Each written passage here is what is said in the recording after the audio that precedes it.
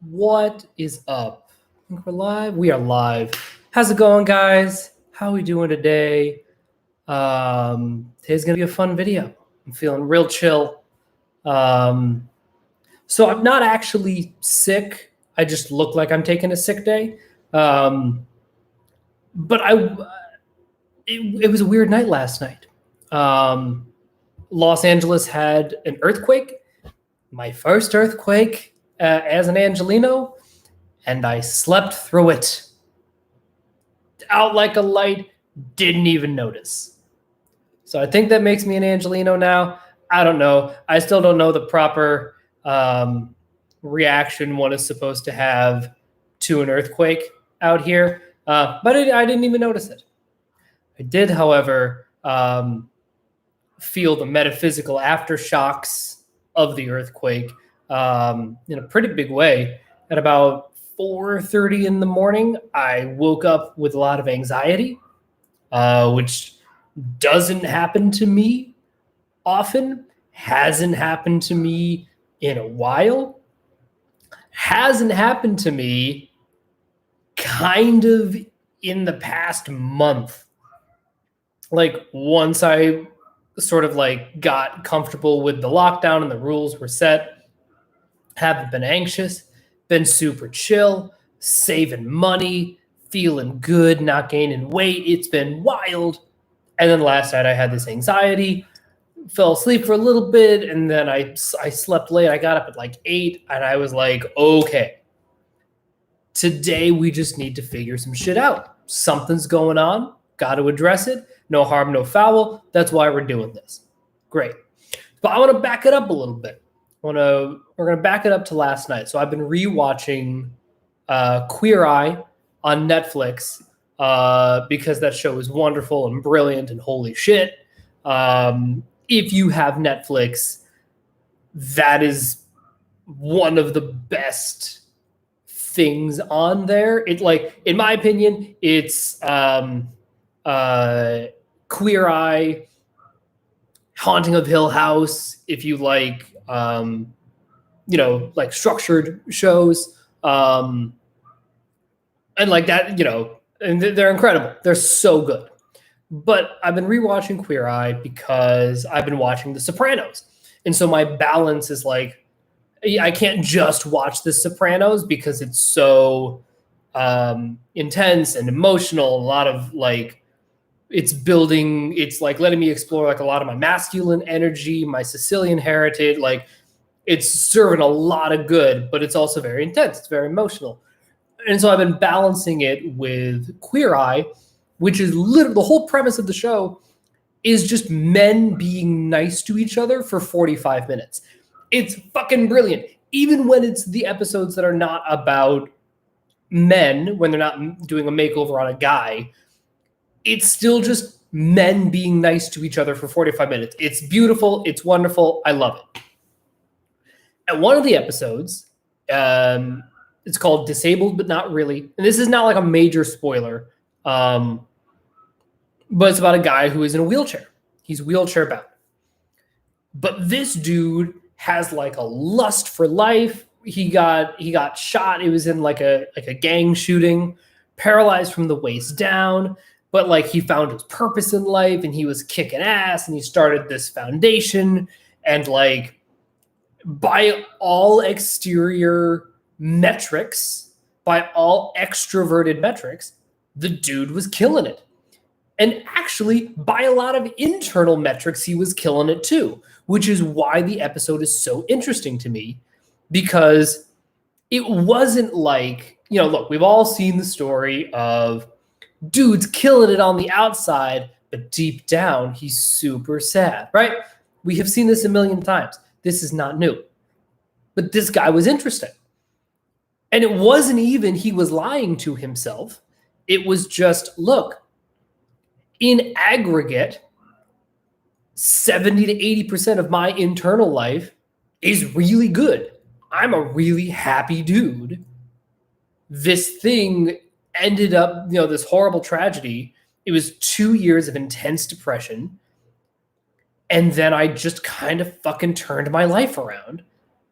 and is like, if these guys had never come into his life, he still would have been an inspiration in his own right. But these guys come in, they start talking to him, and they're like, I know you want to make a change. I know we're doing this and that, boom, boom, boom. And there's a point in the episode where Karamo, they call him Culture, but that's not really applicable nowadays. He's basically therapy, right? So he's a licensed social worker, has master's in social work. He worked as a therapist, like he does the thing. He is an actual professional at doing this. And so what he basically does is he does like the personal growth chunk of it. And obviously all of it is tied into personal growth, but he does the very specific, like facing your fears, getting out of your comfort zone, trying things you haven't tried before, into their masculine energy a little bit more, right? That's all we're seeing. We're good. This is not, but I bring all that up because I don't know that it's fair to say that this is a reflection on the direction OP is headed. I don't think that's fair. I don't think it's true. I don't think it's fair. We happen to catch a couple of videos that are a little more on the pushy side.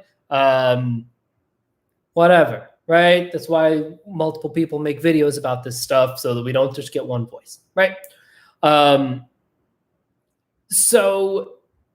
I bring all of this up, right?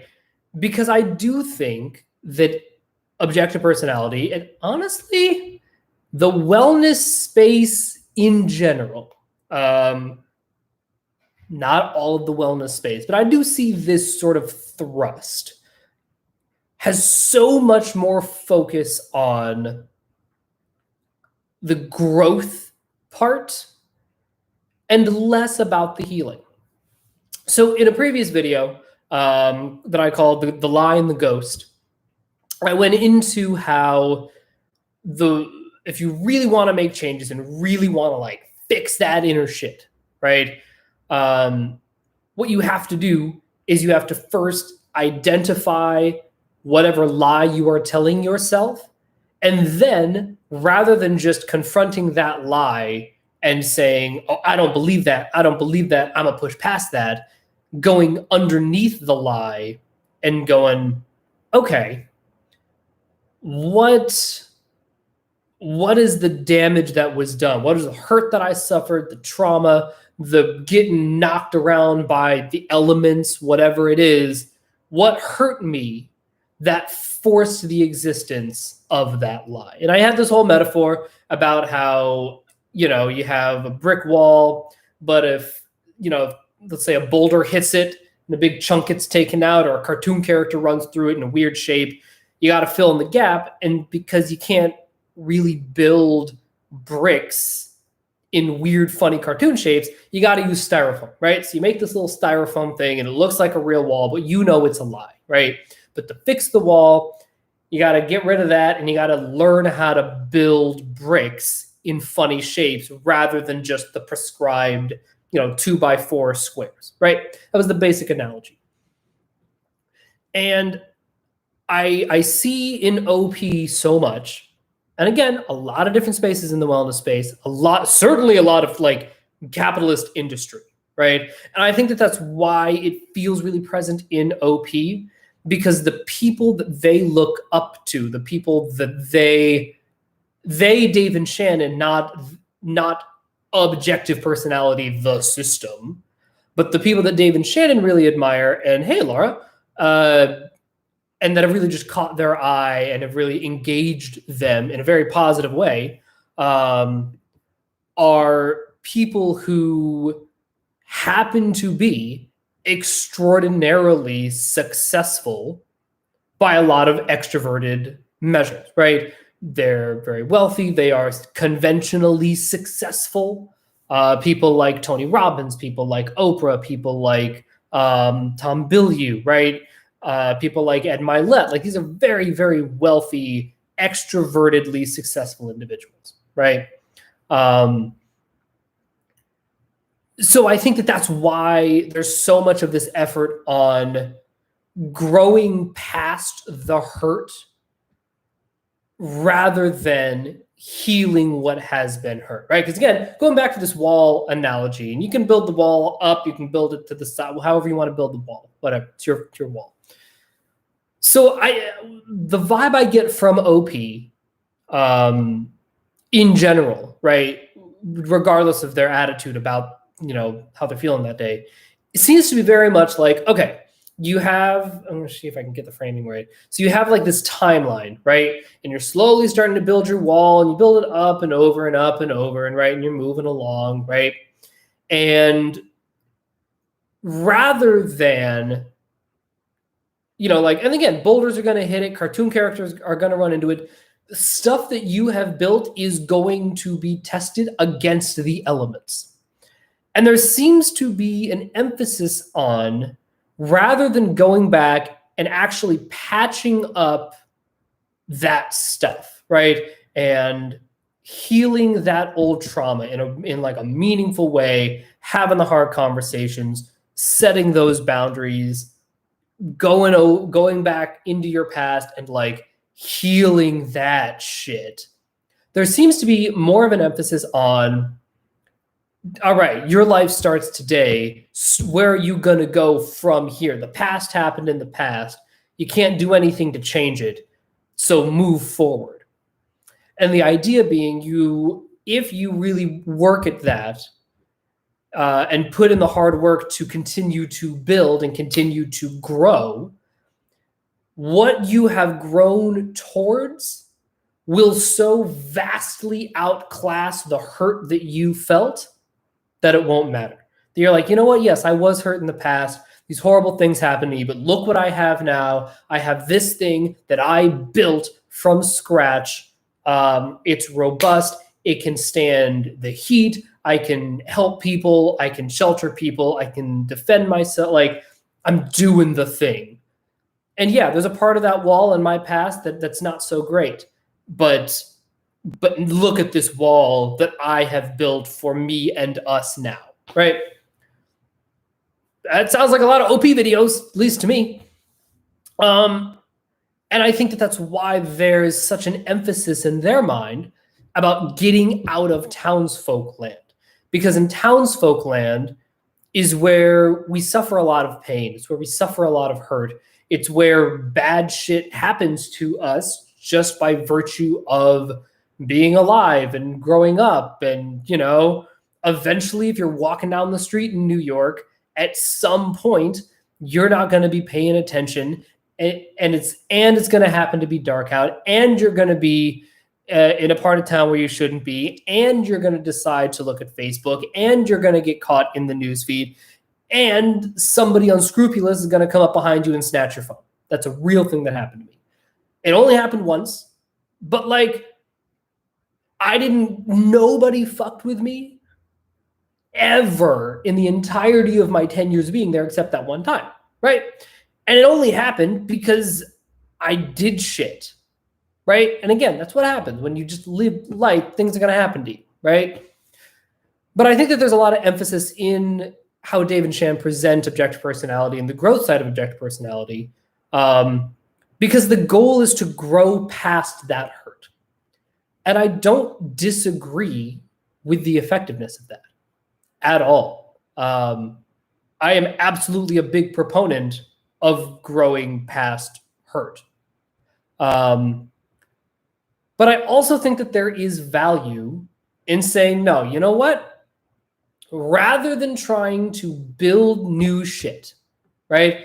Rather than trying to 1% every 3 months, whatever it is, I'm just gonna pause this wall right here. The wall is fine. I have enough things supporting it. I am not concerned about growing this wall, right? Building more. It's not the goal.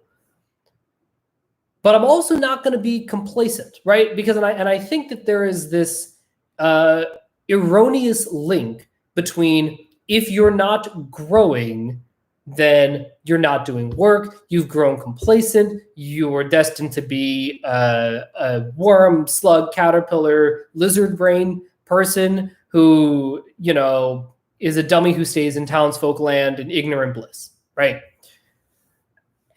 I think there's a lot of work you can do in townsfolk land. That's all I'm saying.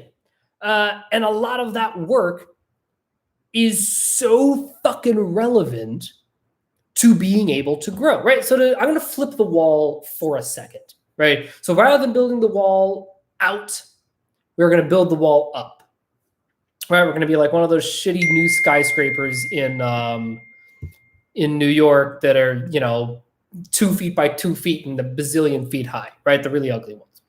So imagine you're building a wall up, and let's actually stick with the vandalism analogy. I like the vandalism analogy for this, right? Because if people are vandalizing the bottom of your wall and they're hurting you, they're disrespecting your boundaries, right? You can say, nah, you know what? Fuck those guys. I'm going to keep building my wall higher, and then it won't matter how damaged or vandalized the bottom whatever of my wall is. And you know what? And if they want to fuck with me, if they want to get a ladder, that's cool. I'll just build the wall even higher, right? And eventually my wall is going to be so kick-ass that no amount of graffiti is going to matter, right? But there is also a version of this where you're like, oh, somebody's vandalizing the bottom of my wall. Fair enough. Let me pause, climb down, and I'm going to say, hey, what's going on here? And then they'll be like, oh, I'm just doing some art on your wall. Fair enough. I would prefer that you not do that. I'm trying to build a wall here. Not really into the vandalism. Well, I've been doing this for a really long time. There's a lot of layers of paint built up here. With all this vandalism that I've been doing. It's been a canvas for me. And I say, yeah, no, I understand that. But that's not a thing that we're doing anymore. I don't want to have to put up a fence around this wall. I don't want to have to hire a bouncer to keep vandals out, because I do want people to be able to come up to the wall and appreciate the wall and look at the wall and find shelter behind the wall if they need to. But you can't vandalize it. That's not a thing we're doing anymore. And then when the vandal goes away, right? Whether you put a fence around it and get the vandal out of your life, you still got a lot of fucking layers of paint that you have to deal with.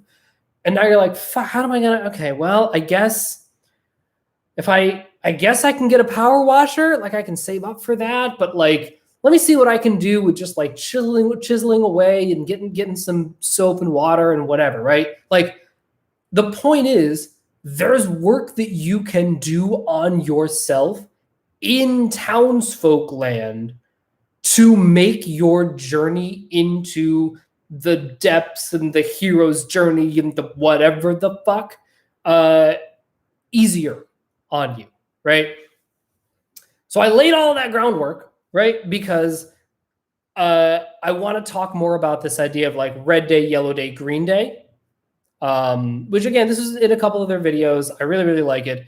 The basic premise is that if you track your mood on any given day, patterns will start to emerge. You'll be able to see, oh, I had a lot of red days that I didn't love that week. That was not a good week. All right, let's see what happened. And then moving forward, maybe have less of this and more of that to make the red days more like the green. And now I have one red day a month and, a couple of yellow days, but a good chunk of green days. All right, we're doing good. We're moving forward in life, right? But I had this thought this morning between watching Queer Eye and just my own reflection and the videos that I've been making and the earthquake and the metaphysical aftershocks. And I was like, oh, I get it. I just need healing. That's all. It's not a good day or a bad day. I'm not incapacitated. I just need healing, right? It is exactly like I am playing a video game. Again, OP, we love our video games. is right. You're playing a big team battle, right? Playing World of Warcraft or Overwatch or something. And then your guy who's on the front lines kicking ass and doing the things, he's going to take some hits and he's going to need healing. So he has to call out, hey, I need healing. And if you can think of it like a health bar, right? So that's sort of been my new thing. And I woke up this morning and it wasn't like today's going to be a shitty day. I have no idea how today is going to be, good and bad. Again, now we're getting into judgment land, especially if we say that things are going to be bad, right? A little dangerous. But what I did say to myself was, oh, today I need healing, right? Today is a red day, right? I'm not at the end of my rope. I'm not dying. I don't need to respawn. Like, we're not there yet. But like, I am solidly red, right? Like, I can't take that many hits today before I lose my shit, right? And then start down a destructive path, whatever, right? Make bad choices. And I was like, oh, I get it now.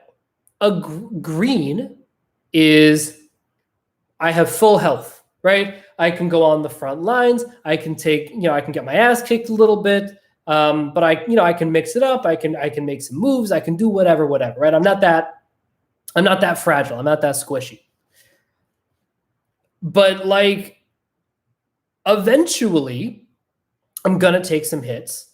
And sure, at the end of the day, I do some amount of recovery, certainly of my physical self. But like, look, especially if you're someone like me who's like blast, play, consume, sleep, last, we're gonna wanna be out in the world, right? Convalescing is not always a word in our vocabulary.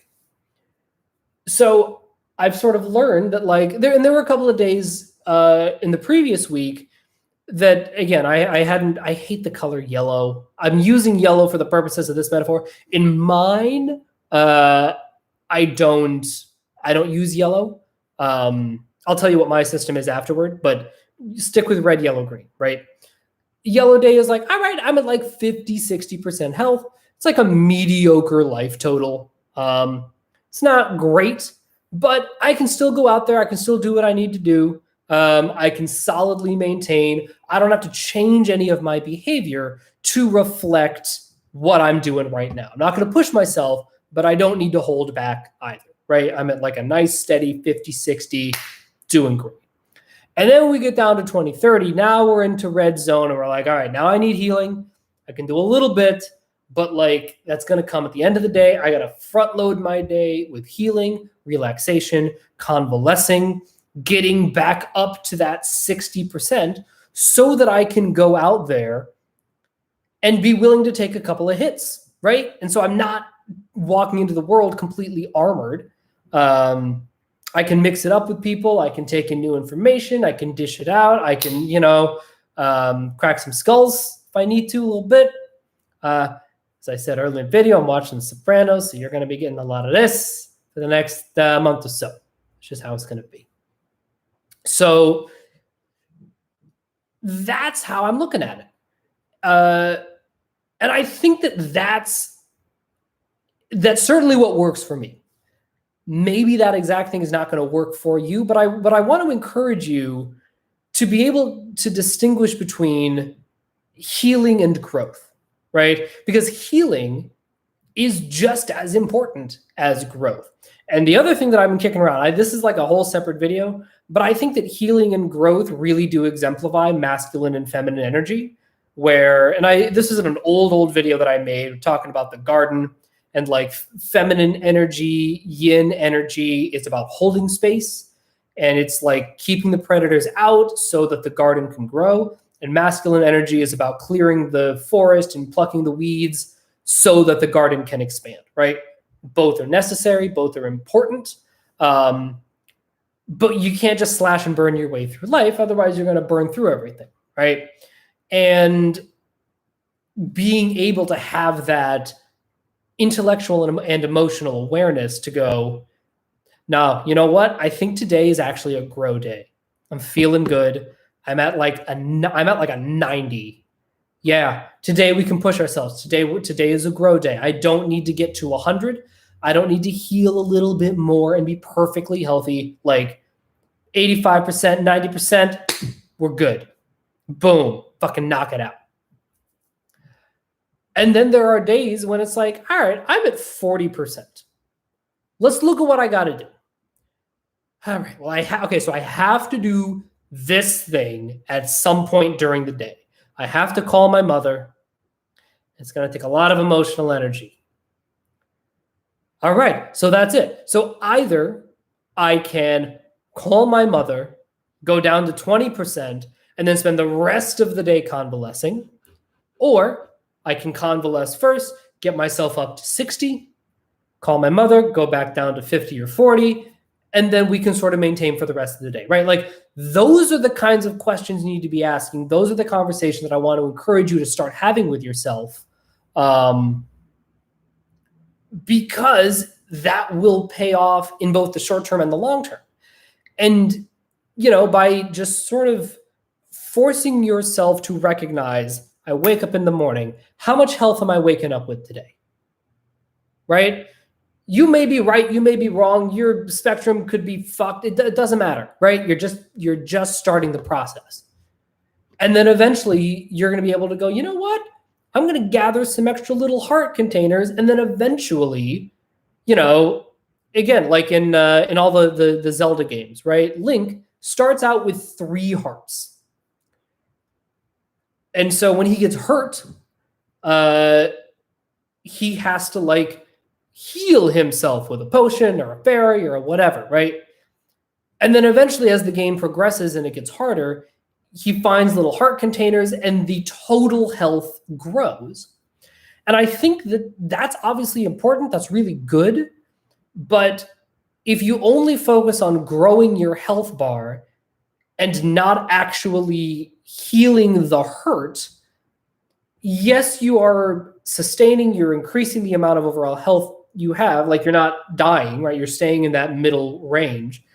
But it is just as beneficial to be able to learn how to take the time to heal. Let me get back up to full health. I know I only have 5 hearts, right? I don't have 20. I only got 5. But what I can do is I can go out, do some things, kill some monsters, gather some rocks. I take a couple of hits. I come home. I get back up to 5. And then over time, oh, look, here's a little half a heart container. Here's another half a heart container a couple of weeks later. Oh, look, I'm at 6. Great. Now I can go out for a little longer, but I'm still going to come back when I'm at 2 or 3 so that something doesn't kick my ass on the way home that I didn't foresee, right? And so being able to play that balancing game of growing versus healing and then going back to growing and then going back to healing, now you are building a foundation it's going to take a little longer, but holy hell, that's going to be so robust and completely undismantlable if you can really, seamlessly, effortlessly go back and forth between those 2 modes. Holy shit, dude. Now you're really building up townsfolk land, right? And now you can stay in townsfolk land and you're like, yeah, no, I am good here. It is fine. We're all good. Yeah. All right. Call to adventure. What are you going to do? Got to grow a little bit. Go out, right? And you pack your provisions and then you're fine. Right? So that's something that I've been thinking about a lot in the context not only of objective personality, but just people and growth in general. And I would love to hear your thoughts on this, because part of me, I have a sneaking suspicion that some of it has to do with my savior play energy and my blast play, preaching this idea of self-healing, and the importance of it. Whereas because Dave and Shan, Dave is lead sleep, his journey is going to be much more about getting out of his comfort zone and really going out into the world, right? In a way that for me, I'm yeah, obviously you go out in the world, you fucking live out in the world. And then you come back home and you convalesce, right? So I think that both are important. I think both matter. I think that depending on your saviors, depending on your mood that day, that is going to affect what order you do grow and heal in. But I think that it is important to carve out time, whether you carve it out on a daily basis, on a weekly basis, a monthly, but like I think a month is a little too long. I think that if you're going more than a week without doing some growing and some healing, I'm a little worried. Maybe not worried, but I think that a week is probably a good baseline for that. I do a little bit of growth, that I do a little bit of self-healing, right? And then over time, once you get comfortable with that, now you can start to stretch it to a month and go, okay, yeah, I'm checking in day to day, but I don't care about the weeks. The weeks can kind of blend together. I care about the day to day, and I care about the month as a whole. Great, bigger snapshot. Again, whatever works for you. We're all aiming towards the same goal of growing and giving and being an awesome person and kind and charitable and generous and magnanimous and helping the people around us that need our help. And there are a lot of different ways to get there. And I think that the most effective way at scale is to force yourself to live in some sort of dynamic balance. And one of the many ways to do that is to focus your attention on, am I growing or do I need to heal? All right, that's all I got for today. Thank you so much for listening and watching and checking out this video. If you want to check out the Facebook group, you can go to Unofficial Objective Personality Study Group. Go to objectivepersonality.com, the mothership to their YouTube channel, their website. They're doing some really cool, interesting things over there. And I will talk to you guys later. Bye.